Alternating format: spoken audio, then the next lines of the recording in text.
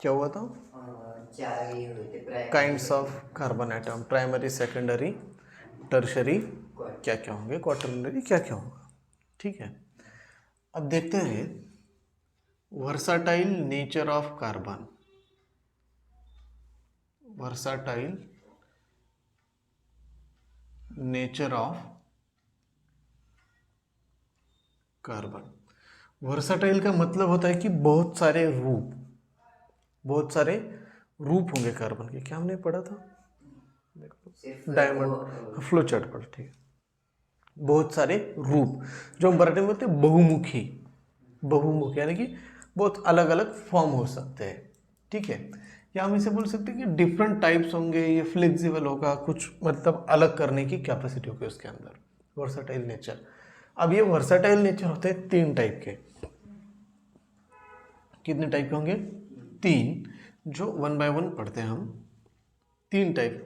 First one क्या होगा? Catenation property होगी। सेकेंड प्रॉपर्टी होगी टेट्रावैलेंसी। थर्ड होता है multiple bonding.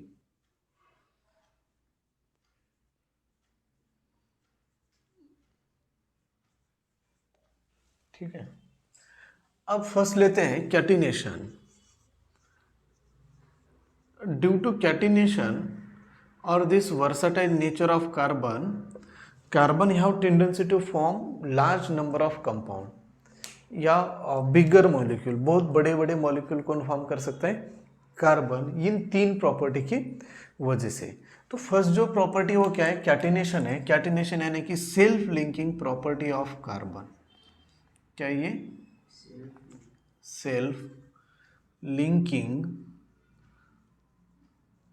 Property of carbon known as catenation. यानी कि carbon have tendency to combine itself. हम इसे बोल सकते हैं टेंडेंसी टू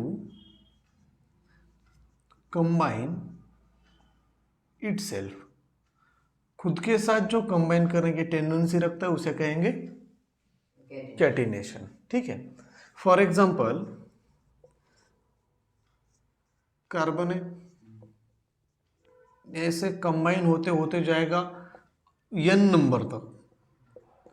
कितना भी हो सकता है n नंबर। वो जो 1 यूनिट होता है उसे कहेंगे मोनोमर, 2 यूनिट को डायमर, 3 को ट्राइमर, 4 को पॉलीमर। 3 के आगे जो भी चला जाए सारे पॉलीमर होंगे। तो ये ऐसे कितने भी बना सकता है n नंबर तक। ये 1 हो गया। अगर हम 2 ले ले ऐसे CH2 CH2 CH2 CH2 ऐसे n नंबर तक होगा, तो इसे बोलेंगे हम, क्या बोलेंगे? पॉलीमर। और ये जो कंपाउंड है, ये कंपाउंड का नाम है पर्टिकुलर पॉलीथीन। क्या ये? पॉलीथीन। हमने पॉलीथीन देखा है। पॉलीथीन जो है वो ये रहेगा। ये क्या हो गया? पॉलीमर हो गया। यानी कि कैटिनेशन। कैटिनेशन का मतलब क्या है? सेल्फ लिंकिंग प्रॉपर्टी, खुद के साथ कंबाइन होने की जो प्रॉपर्टी होती है उसे क्या कहा जाए? कैटिनेशन। याद रहेगा। फिर सेकंड जो प्रॉपर्टी है, सेकंड प्रॉपर्टी कौन सी? टेट्रावैलेंसी।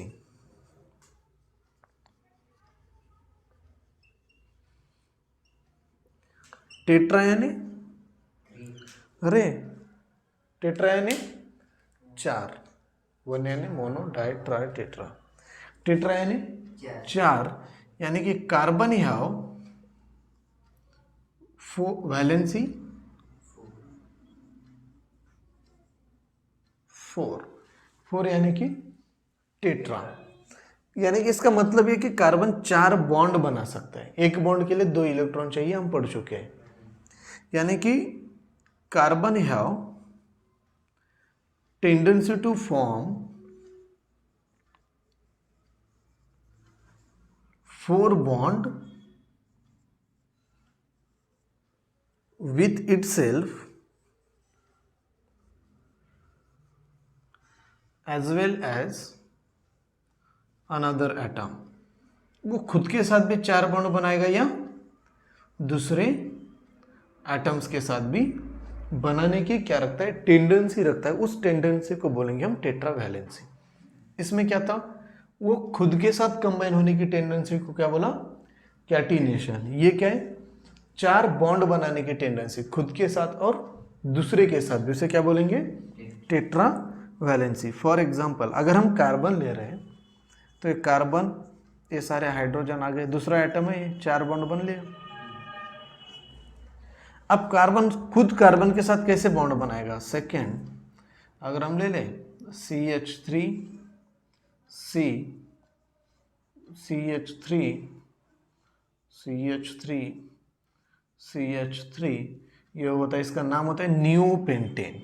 नाम क्या है, neopentane.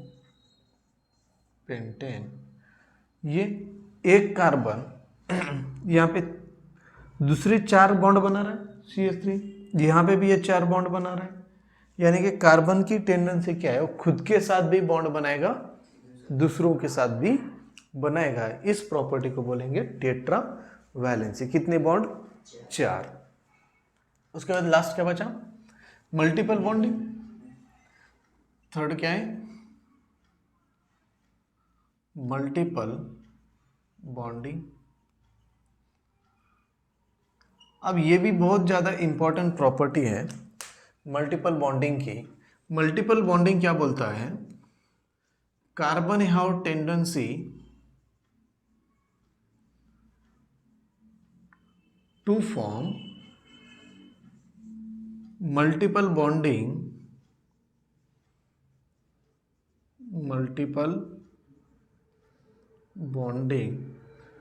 with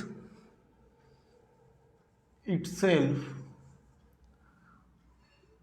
as well as another atom।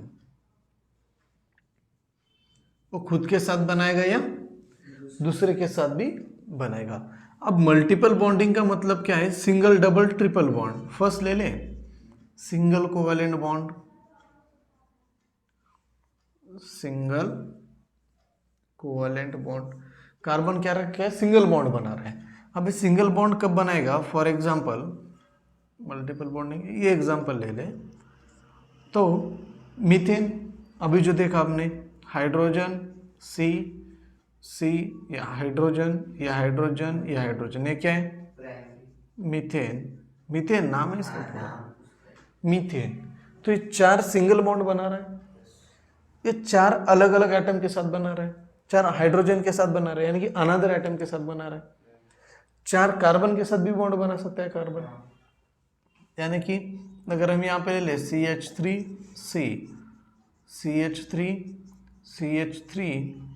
CH3 यानी कि ये जो कार्बन है 4 दूसरे कार्बन के साथ बॉन्ड बना रहा है, इसे क्या बोलेंगे, नियोपेंटेन। याद रहेगा। अब सेकेंड देख रहे हैं हम डबल बॉन्डिंग,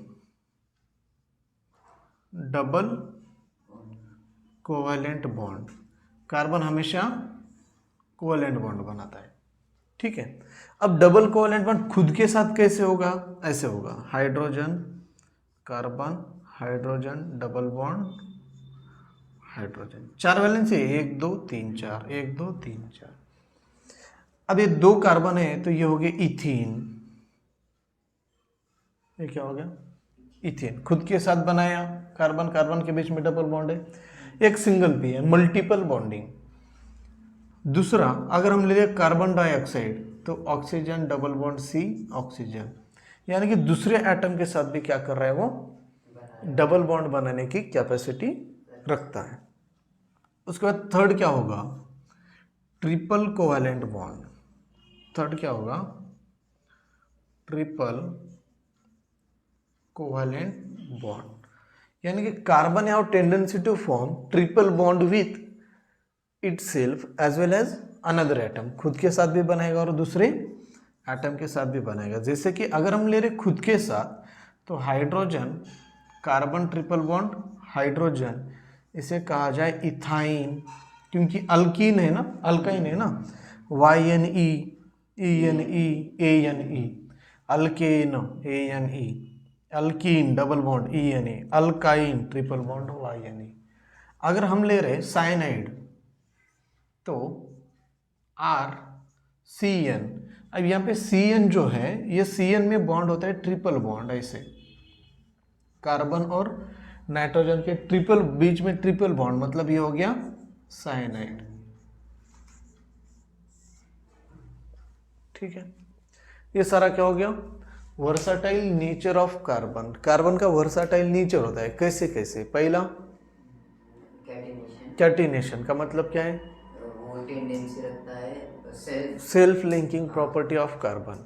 उसके बाद सेकेंड टेट्रावैलेंस, मतलब वो खुद के साथ भी ये करता है, 4 बॉन्ड बनाया गया, दूसरे के साथ भी 4 बॉन्ड बन गया। नेवर लूज और गेन ऑफ इलेक्ट्रॉन।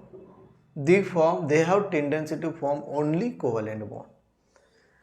उसके बाद multiple bonding, carbon have tendency to form multiple bonding like single, double, triple with itself as well as another atom. If carbon combine with itself, form single covalent bond with itself, neopentane. With another atom, methane. Carbon form double bond with another carbon atom, ethane. With another atom, ये carbon dioxide, oxygen के साथ, खुद के साथ ये कि खुद के साथ ट्रिपल बॉन्ड, दूसरे एटम के साथ ट्रिपल बॉन्ड, याद रहेंगे, नोट कर लो। यहाँ पे क्या होगा, पॉलीथीन, ये करेक्शन कर लेना। एलोट्रोपिक फॉर्म ऑफ कार्बन क्या देखेंगे, एलोट्रोपिक फॉर्म ऑफ कार्बन, यानी कि हमने एलोट्रोप्स ऑफ कार्बन बोला था पहले, वही एलोट्रोपिक फॉर्म ऑफ कार्बन। अब ये एलोट्रोप्स ऑफ कार्बन कितने टाइप के होते हैं, कितने होंगे ये, 3, 2 होंगे पहले बेसिक। कौन से crystalline and amorphous, 2 form, allotropic form 2। कौन से एक क्रिस्टलाइन और दूसरा अमॉर्फस। अब उसमें से हम फर्स्ट देखेंगे crystalline form of carbon. Crystalline किसे बोल जाए, विच हैव डेफिनाइट शेप, जिसे डेफिनाइट शेप हो। क्रिस्टलाइन यानी कि which have definite size and shape, जिसे पर्टिकुलर कुछ साइज और शेप है, वो क्या होगा, क्रिस्टलाइन फॉर्म। अब क्रिस्टलाइन फॉर्म ऑफ कार्बन कितने फॉर्म होते हैं, 3, डायमंड, ग्राफाइट, फुलेरिन। कितने टाइप, 3, डायमंड, ग्राफाइट, फुलेरिन। जिसमें से हम देखेंगे फर्स्ट क्रिस्टलाइन फॉर्म कितने थे, 3, जिसमें से देखेंगे हम फर्स्ट कौन सा है, डायमंड। अब देखिए डायमंड क्या है, diamond, the word diamond it is derived from Greek word. It is derived from, किससे derive किया गया, ग्रीक वर्ड, जिसका मतलब क्या है, which means,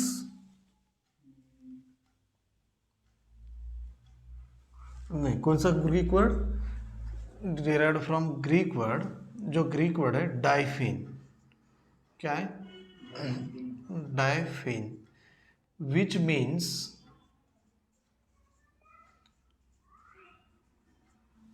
जिसका मतलब है ट्रांसपेरेंट। डाइफिन का मतलब क्या है, ट्रांसपेरेंट। एंड अडमास, अडमास का मतलब है इनविंसिबल, यानी कि यूनिक, अल्टीमेट। ठीक है, क्या हुआ, डायमंड किससे डिराइव किया गया, डाइफिन अडमास। किस वर्ड से, डाइफिन अडमास, जिसका मतलब होता है ट्रांसपेरेंट, इनविंसिबल। डायमंड कैसा है, ट्रांसपेरेंट है और इनविंसिबल, यानी कि एक अल्टीमेट है, यूनिक है। ठीक है, ये क्या हो गया, डायमंड किससे डिराइव किया गया, कैसे किया, ये हो गया। फिर अब हम देखते हैं कि डायमंड का स्ट्रक्चर कैसे होता है। स्ट्रक्चर ऑफ डायमंड, याद रखना है, one carbon atom is bonded with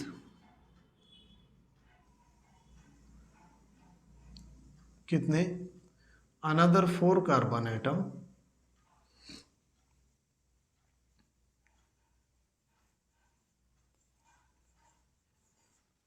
by a single covalent bond. कैसे बांधा है, बाय सिंगल कोवेलेंट बॉन्ड। ठीक है, यहां पे क्या होगा, चलो आगे देख लेते हैं। सिंगल कोवेलेंट बॉन्ड, तो स्ट्रक्चर कैसे होगा डायमंड का, अगर हम निकाल रहे हैं ऐसे, ये कार्बन है, ये यहां पे ऐसे जुड़ा है, नहीं,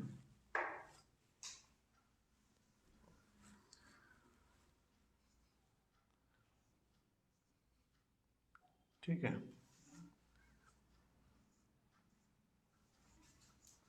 4 कार्बन चाहिए ना, एक,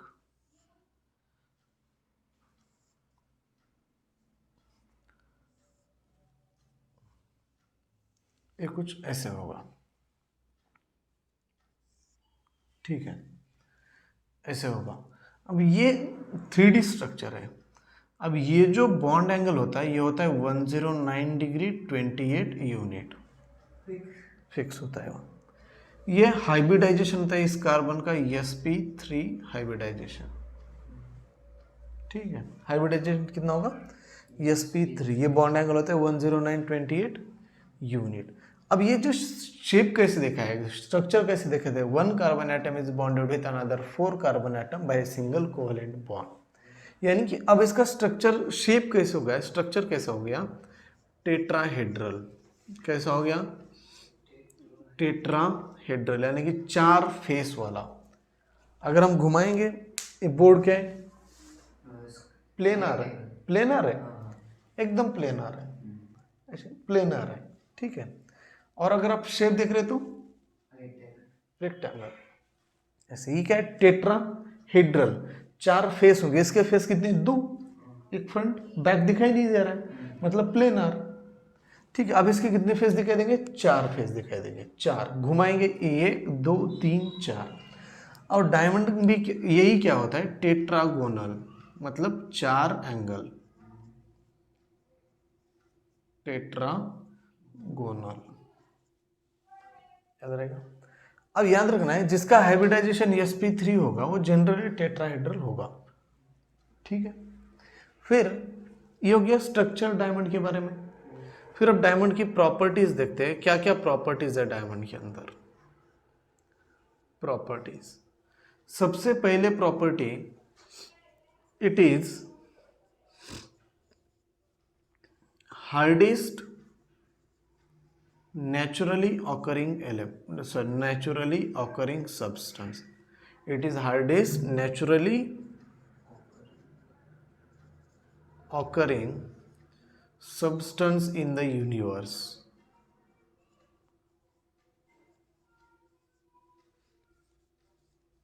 यूनिवर्स में सबसे हार्डेस्ट सब्सटेंस जो है वो क्या है, डायमंड है। आप मूवी देखी bang bang, bang bang, Hrithik Roshan की एक मूवी है। उस मूवी में आखिरी में विलन बोलता है कि उसे कोहिनूर चुराता है, कोहिनूर को चोरी करता है मूवी में ऋतिक रोशन, और पूरी मूवी सिर्फ चोरी उसके लेके घूमता है कोहिनूर। फिर आखिरी में वो विलन को मिल जाता है, हीरोइन को किडनैप करेगा, ले जाके दे देगा। फिर वो विलन, हीरोइन बोलती है कि आपको डायमंड देने के बाद भी उसे मारता है। फिर हीरोइन बोलती है कि डायमंड तो मिल गया, मुझे क्यों पीट रहे हैं। वो लेता है हैमर, डायमंड के ऊपर पटक देता है, पूरा चूर चूर हो जाता है, चकनाचूर, पूरा टूट जाता है। वो तो नहीं हो सकता है। फिर वो बोलता है कि पागल समझा है मुझे, अगर ये असली डायमंड होता, कोहिनूर होता, तो मैं हैमर से मारूं, हैमर टूट जाता, लेकिन डायमंड को कुछ नहीं होता, इतना स्ट्रांग होता है, ठीक है। ये प्रॉपर्टीज है। सेकंड हम ले सकते हैं, हार्ड हो गया तो डायमंड यहाँ हाई मेल्टिंग पॉइंट, हाई यानी कि कितना, 3500 डिग्री सेल्सियस, 3500 डिग्री सेल्सियस तक हीट करना पड़ेगा, तब जाके डायमंड मेल्ट होगा। थर्ड क्या होगा, high density.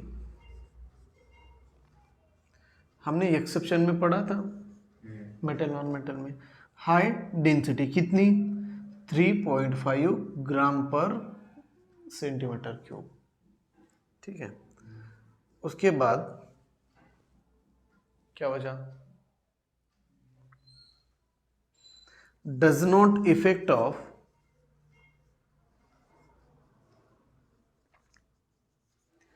Any organic and inorganic solvent, यानी कि किसी भी ऑर्गेनिक और इनऑर्गेनिक सॉल्वेंट में सोलुबल होने वाला नहीं है, डिसॉल्व होने वाला नहीं है, ठीक है। और क्या प्रॉपर्टी रहेगी, but it converts into carbon dioxide eight 800 degree Celsius in the presence of fluorine. ये बड़ा भयानक है, जो किसी के साथ नहीं होता है, किसके साथ होता है, डायमंड के साथ नहीं, हैलोजन के साथ। फ्लोरीन हैलोजन है। ये 750 टू 800 डिग्री सेल्सियस के ऊपर कन्वर्ट हो जाएगा CF4 में, इसे 2 ले लो। यानी कि ये कभी रिएक्ट नहीं करता है किसी के साथ, लेकिन इसके साथ कर लिया, ठीक है। ये जो किसी के साथ नहीं होता है, हमें शायद रखना है, वो किसके साथ होता है, हैलोजन। हैलोजन में कौन कौन है, फ्लोरीन, क्लोरीन, ब्रोमीन, आयोडीन, ठीक है।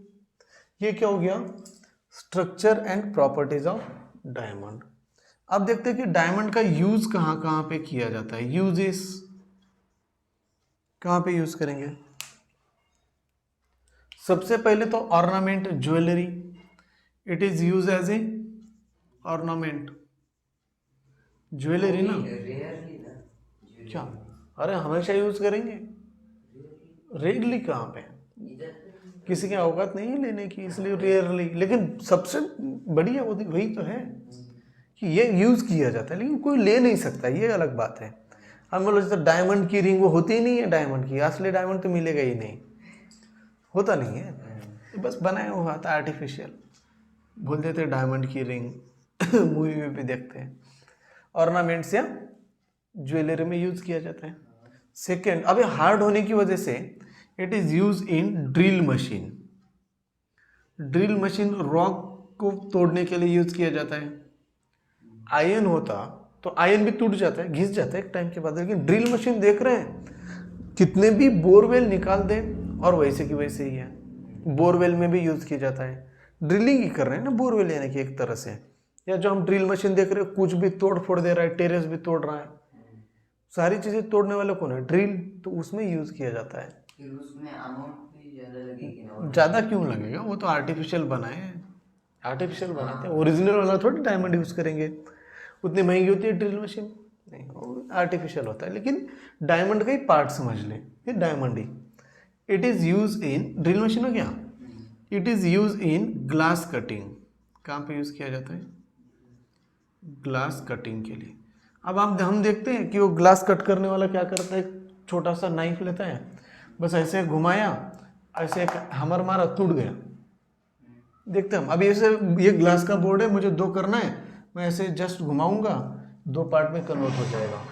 अगर यहाँ पे दूसरा कुछ लेते, वो करवत वाला या घिसरे, क्रैक आ जाएंगे। लेकिन ग्लास कटिंग में क्रैक नहीं आते हैं, इतना शार्प होता है कि बस ऐसे घुमाया, बस आराम से टूट गया। किससे बनता है वो, डायमंड, वो जो नाइफ है डायमंड ही, वो यूजेस देख रहे हैं, ठीक है। अब ये कहाँ पे यूज किया जाता है, it is use for making knife which is use in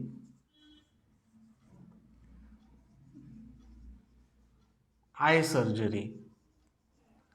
eye surgery के लिए जो यूज किया जा रहा है, उस नाइफ में क्या यूज करेंगे, डायमंड। क्यों, क्योंकि बड़ा तेज है, बड़ा स्ट्रांग है, बस ऐसे घुमा रहे हैं, ऐसे कट हो जा रहा है। डॉक्टर ज़्यादा जोर नहीं लगाते हैं, नहीं तो क्या होगा कि कट ही नहीं हो रहा है, खूबस चाकू लेके, फिर वो पेशेंट को एनेस्थीसिया दिया, उठ के खड़ा हो जाएगा, वैसे करता है, नहीं फील तो होता है नहीं, बस ऐसे रखा, ऐसे बुआरा ऑपरेशन करते समय मुंह कट होते जा रहे हैं, क्यों, बड़ा ग्लास कट हो जा रहा है भाई साहब, हमारी स्किन क्या है, आसानी से निकल जाएगी। और कहाँ पे यूज किया जाता है? सर आएंगे थोड़ी ना अपनी स्किन होगी। अरे जो वो लेयर नहीं निकाला जाता है, हाँ एक छोटी सी। देखो। हाँ, बाकी किसी भी नाइफ में जो सर्जरी के लिए यूज किया जाए, सारे जो नाइफ होते हैं वो डायमंड से बनाए होते हैं। और उसके बाद it is use for making Windows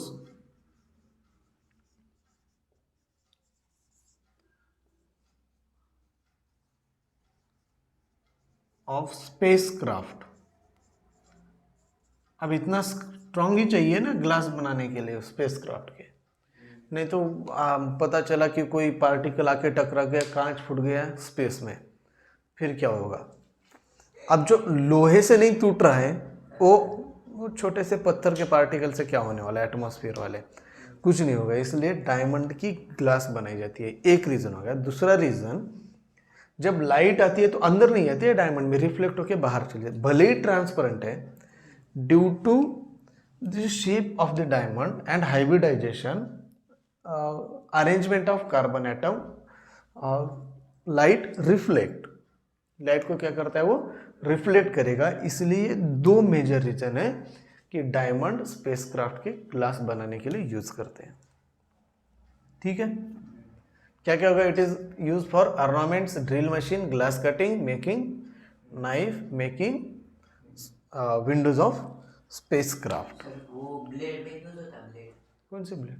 blade blade में क्यों? इतना 1 रुपए को थोड़ी देते, ब्लेड में यूज करते। ठीक है, ब्लेड भी होती है शायद, हाँ हाँ होती है। ये सारे क्या हो गए? डायमंड के प्रॉपर्टीज। यूजेस हो गए। ठीक है, नोट कर लो।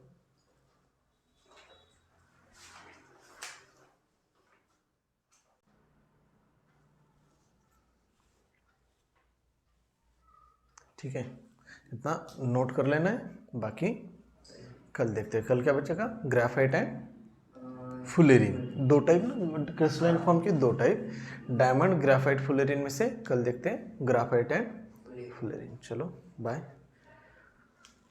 टाइम कहाँ तक आए थे?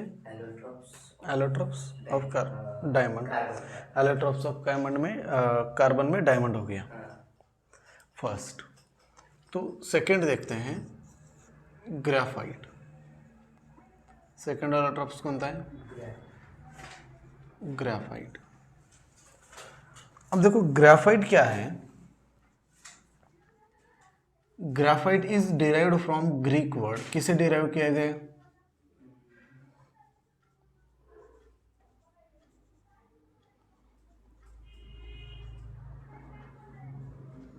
कल आपको बताया था ग्रीक ही क्यों।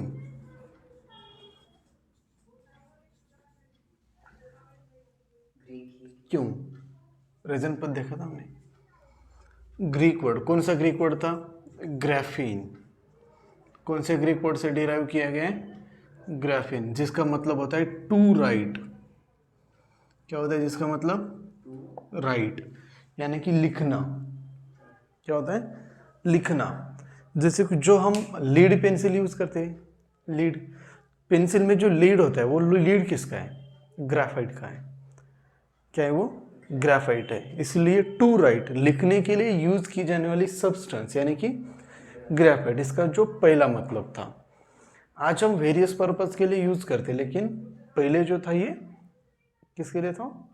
लिखने के लिए यूज किया जाता। ठीक है, अब ग्राफाइट का स्ट्रक्चर देखते हैं कि स्ट्रक्चर कैसे होगा। ठीक है, अब इसका स्ट्रक्चर होता है 1 carbon atom is bonded with another 3 carbon atom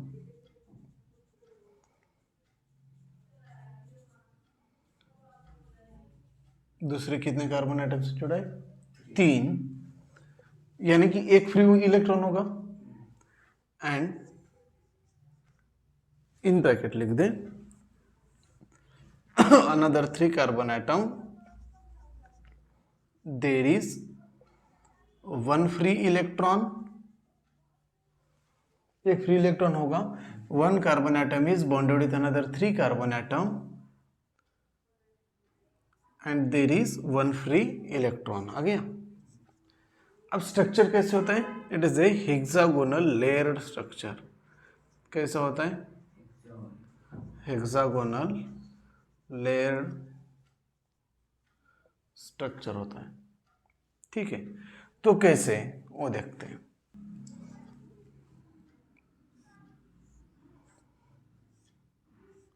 ऐसे बना दिया 3 कार्बन से जुड़ना चाहिए, मतलब ये एक ऐसे होगा। अब आ गया। ठीक है, 2 आ गए। देखते हैं पूरी लेयर कैसे बनेगा ये ऐसे। ठीक है, अब यहाँ से नीचे आ रहे हैं, मान लेते हैं ये जो है ऐसे नीचे लाइन ले लेते हैं। ठीक है, यहाँ पे 2 कार्बन ऐसे।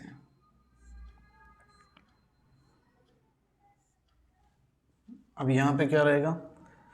ये ऐसे आ गया, ऐसे आ गया।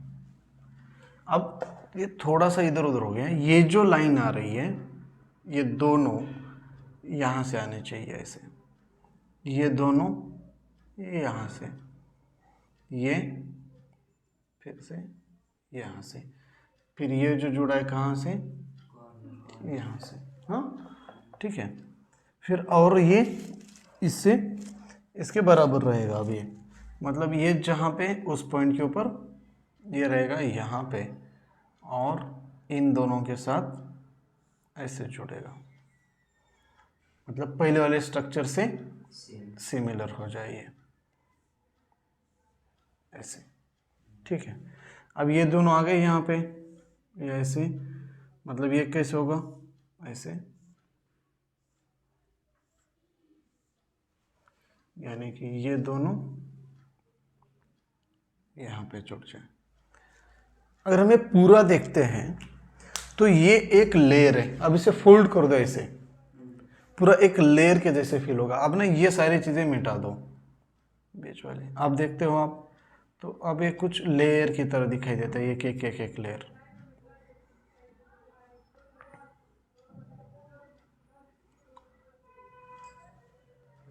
एक पूरी एक लेयर है। जब लिखते हैं तो ये लेयर खत्म होती है, ऊपर वाली लेयर खत्म होती है, बीच वाला कुछ नहीं होता है। ठीक है, अब जब एक कार्बन एटम ले रहे कोई भी, इसे आगे जुड़ा होगा अब, और ऐसे ही जुड़ा है अभी सारे, यानी कि वैलेंस से सेटिस्फाई करने के लिए यहाँ पे हम ऐसे ले रहे हैं, दिखा रहे हैं सिर्फ। ठीक है, तो अब ये मान लेते हैं ये कार्बन एटम 1 2 3 से जुड़ा है, 1 2 3, हर कार्बन एटम 3 3 से जुड़ा है। मतलब इनका हाइब्रिडाइजेशन क्या होगा? 3 से जुड़ा होता है तो sp2, और जब हाइब्रिडाइजेशन sp2 होता है तो बॉन्ड एंगल हो जाएगा sp3 के लिए कितना था? 109 डिग्री। हाँ, कल डायमंड 109 22 यूनिट, तो sp2 के लिए हो जाएगा 120 डिग्री। कितना हो जाएगा? 120 डिग्री। अब सारे कितने? 120 डिग्री वाले रहेंगे। ठीक है, याद रहेगा। ये हो गया डायमंड का, सॉरी ग्राफाइट का स्ट्रक्चर। ठीक है, अब देखते हैं क्या क्या प्रॉपर्टीज है ग्राफाइट की, क्या क्या प्रॉपर्टीज है। फर्स्ट प्रॉपर्टी क्या है? It is lustrous. याद रखना, ये क्या है? लस्टर। लस्टर यानी कि शाइनिंग प्रॉपर्टी, थोड़ा सा शाइन करता है। ठीक है, सोनोरिटी यानी शाइनिंग बोलते हैं। अरे साउंड प्रोड्यूसिंग यानी सोनोरिटी, ऐसे क्यों? कंफ्यूज नहीं होना है। लस्टर और प्रॉपर्टी क्या है? It is found in nature, it is found in nature in a black soft and slippery। Nature में मिलता है, कैसा होता है? ब्लैक होता है, सॉफ्ट होता है और स्लिपरी होता है। कलर कैसा होगा? It is dark grey. It has high melting point. High यानी कि कितना होगा? 1000 से ज़्यादा। डायमंड का कितना था? 3005। 3500। ये होगा 3700 डिग्री सेल्सियस। उसके बाद 5 density. Density is denoted by rho. उसका 3.5 था, इसका 2.5 gram per centimetre cube. 6 it is a good conductor of electricity. Graphite is a good conductor of electricity. क्यों? Due to free electron present in the layered structure।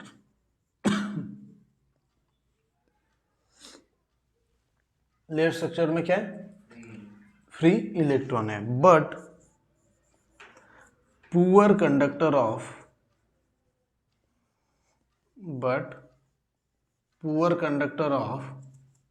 Heat. Heat को क्या करता है? Poor conduct करता है। अब poor conduct करता है इसलिए तो मेल्टिंग पॉइंट बढ़ गया है ना। अगर हीट कंडक्ट करता तो मेल्ट हो जाता। डायमंड हीट कंडक्ट करता है, इलेक्ट्रिसिटी कंडक्ट नहीं करता है, इसकी वजह से वो जल्दी मेल्ट हुआ।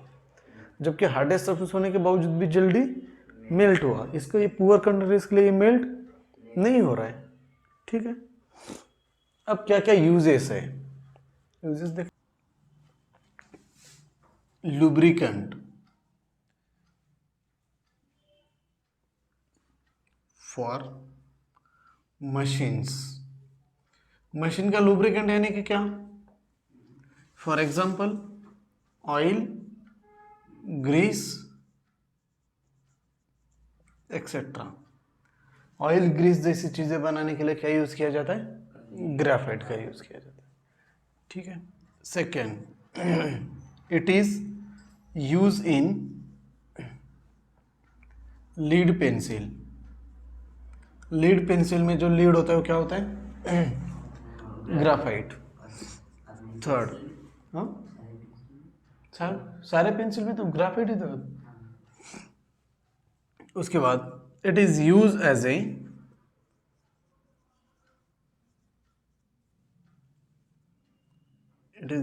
ए इलेक्ट्रोड इन इलेक्ट्रोकेमिकल रिएक्शन या इलेक्ट्रोलिसिस।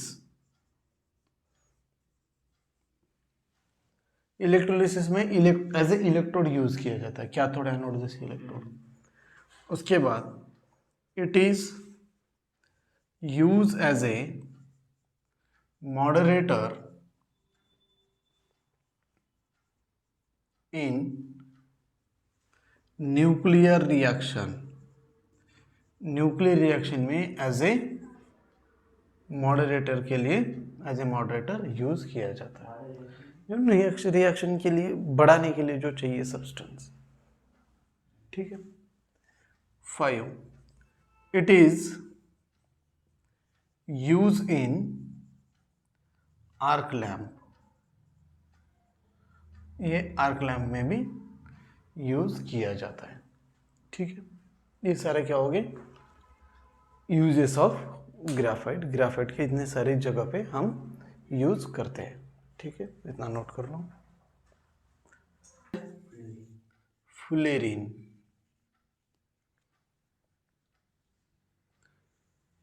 ठीक है। Fullerene is the third allotropes of carbon. क्या ये? थर्ड क्रिस्टलाइन फॉर्म है कार्बन का। अब फुलेरिन यानी कि ये फुलेरिन के बारे में सबसे पहले जो बताया था वो था बकमिन्स्टर फुलेरिन। किसने? बकमिन्स्टर फुलेरिन नाम के साइंटिस्ट ने डिस्कवर किया है। वो अपने नाम से ही नाम दे दिया है। ठीक है। मिनिस्टर नहीं है, मिनिस्टर है। लिखते समय मिनिस्टर लिख देते हैं, वो गलत हो जाता है। अब इसका देखो, अकॉर्डिंग टू बकमिंस्टर फुलेरिन उन्होंने बताया कि कार्बन की एक लॉन्ग चेन होगी, हम पहले ही पढ़ चुके हैं कैटेनेशन होगा, और ये जो लॉन्ग चेन है वो कितने हो सकते हैं, CN नंबर तक होंगे। कितने? CN नंबर तक। फॉर एग्जाम्पल अगर देखा जाए तो मिनिमम होंगे, उनका मानना है C30 से लेकर C900 तक हो सकते हैं, लेकिन इसमें से सिर्फ एक कार्बन के बारे में बताया, एक कंपाउंड के बारे में बताया जो C60 हो। कौन सा? C60। और इस C60 को नाम दिया बकमिंस्टर फुलेरिन। इस C60 को नाम क्या दिया? Buckminster fullerene. ये जो है ये कोई भी बाकी किसी का स्ट्रक्चर पता नहीं है क्या होगा। अब स्ट्रक्चर क्या होगा? ये अभी C60 यानी बकमिंस्टर फुलेरिन हो गया, तो अब स्ट्रक्चर देख ले, स्ट्रक्चर ऑफ फुलेरिन। ठीक है, it is like ball like, बकी बॉल लाइक स्ट्रक्चर। कैसे? बकी बॉल लाइक स्ट्रक्चर निकालते हैं, कैसे होगा? या हम बोलते इन शॉर्ट फुटबॉल बोलते, फुटबॉल की तरह होता है। ठीक है, या इसे बोला जाता है बकी ट्यूब, बकी बॉल या बकी ट्यूब। अब देखो ये कैसे होता है। C60 है, C60 में ये अगर आप ओलंपियाड के लिए पढ़ते हो तो होमी बाबा में क्वेश्चन आया था, 2 साल बैक टू बैक आया था, और ये एग्जाम से पहले हमने बताया था कि ये एग्जाम में आता है, यही आता है, ऑप्शन भी बताया वही ऑप्शन था।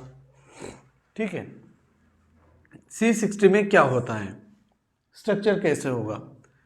20 हेक्सागोनल यानी कि 6 मेंबर्ड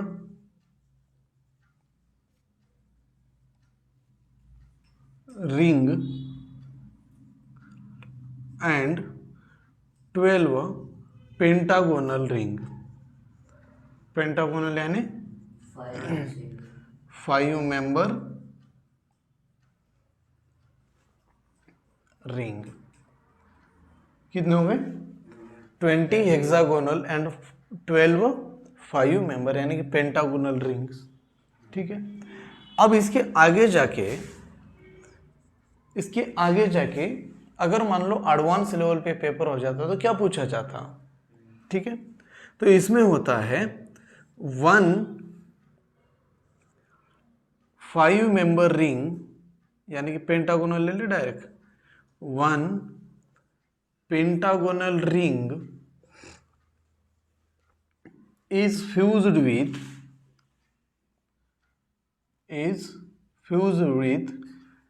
only हेक्सागोनल रिंग। किसके साथ जुड़ा है? सिर्फ हेक्सागोनल रिंग के साथ जुड़ा है, but hexagonal ring is fused with both pentagonal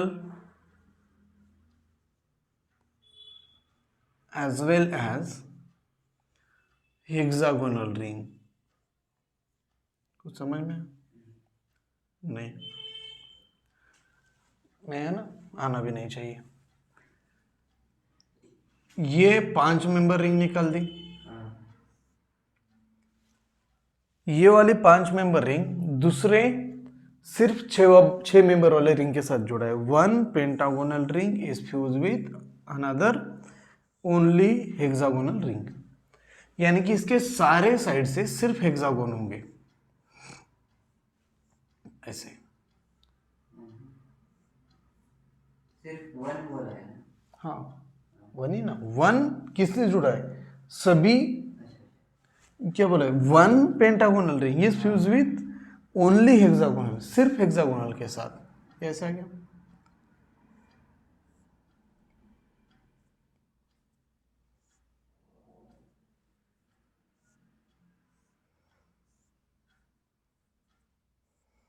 ऐसा क्या? अब ये ऐसे आ रहा है, मतलब ऐसे हो गया, ये ऐसे हो गया, मतलब ये ऐसे हो गया। अब देखो ये पेंटागोनल है, बाकी सारे साइड में हेक्सागोनल है, लेकिन अगर हम इसे मान लें, ये इसे मान लें पेंटागोनल है, तो बाकी सारे हेक्सागोनल है यहाँ पे। अब हम इस हेक्सागोनल को मानते हैं, तो ये हेक्सागोनल से भी जुड़ा है, हेक्सागोनल और पेंटागोनल दोनों से जुड़ा है। ये हेक्सागोनल मान रहे, तो ये सभी से जुड़ा है। अब इस साइड से 5 मेंबर होगा, यानी कि ऐसे, और फिर से वही, फिर से वही, फिर से वही, यानी कि एक जो 6 मेंबर रिंग है वो क्या किया है, दोनों से जुड़ा है, दोनों से। कौन से, 5 मेंबर और 6 मेंबर रिंग से, लेकिन 5 मेंबर रिंग सिर्फ एक है। 6 मेंबर रिंग से जुड़ा है, हाँ, एक ही नहीं है, सिर्फ 6 मेंबर रिंग से जुड़ा है। ये क्या था, फुलेरिन का स्ट्रक्चर। ठीक है, अब देखते हैं प्रॉपर्टीज क्या क्या है।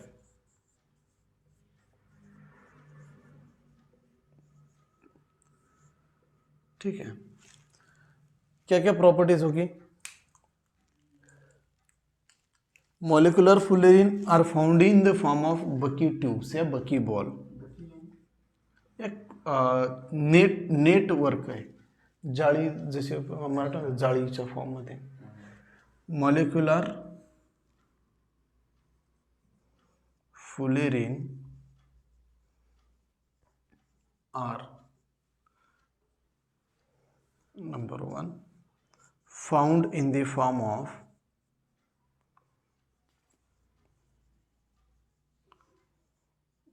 बकी ट्यूब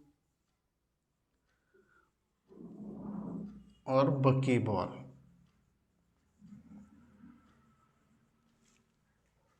ठीक है,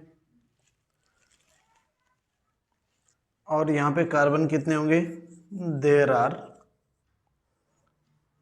C32, कितने, C900 कार्बन एटम वाले स्ट्रक्चर होंगे। Carbon atom in 1 molecular fullerene, 1 molecular fullerene में कितने होंगे, C30 से लेकर C900 तक कार्बन हो सकते हैं। ठीक है, और क्या होगा, ये वाटर में सोलुबल हो सकता है। हाँ, third property, fullerene soluble in water, नहीं, ऑर्गेनिक सॉल्वेंट, वाटर नहीं, वाटर में कभी नहीं सोलुबल होता है, कार्बन है ये। Soluble in organic solvent like carbon disulfide and chlorobenzene। ठीक है, कार्बन डाइसल्फाइड और क्लोरोबेंजीन के जैसे सब्सटेंस में क्या होगा, ये डिजोल्व हो जाएगा। ठीक है, फिर इसका यूजेस कहाँ कहाँ करते हैं, यूज कहाँ पे होगा, it is use as a insulator, it is use as a insulator. फिर सेकेंड, किसका इंसुलेटर? इंसुलेटर क्या होता है, दोनों का, दोनों का, हीट एंड इलेक्ट्रिसिटी। दूसरा, फुलेरिन यूज